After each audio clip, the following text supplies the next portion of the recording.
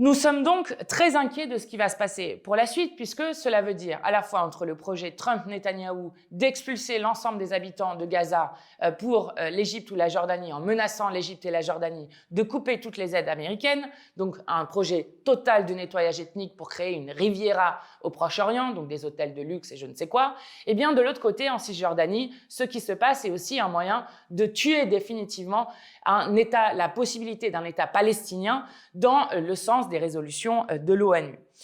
La Cour internationale de justice, je le rappelle, avait reconnu dans son avis de juillet que l'annexion de la Cisjordanie et de Jérusalem-Est était en rupture du droit international et avait reconnu la ségrégation et un apartheid, une politique d'apartheid de la part du gouvernement de Netanyahou. Il y a donc urgence, encore une fois, à ce que la France soit à la hauteur de son histoire, puisqu'elle ne l'a pas été depuis maintenant des mois,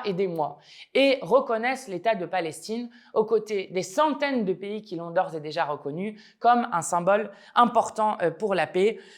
et pour pouvoir faire en sorte qu'on puisse avoir donc, cette solution à deux États pour que le peuple palestinien puisse vivre en liberté et en dignité. En tout cas, il faut continuer à maintenir la pression au maximum, car il est aberrant de voir que Netanyahou peut maintenant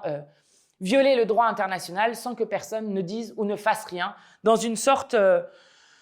d'habitude généralisée où à la fin, puisque Netanyahou viole le droit international, puisque Trump soutient Poutine qui viole le droit international et puisque Trump lui-même veut maintenant annexer le Canada, le canal de Panama ou encore le Groenland, eh bien finalement, seule la loi du plus fort prévaut. Voilà pourquoi nous devons à chaque instant être les voix de la paix et du droit international.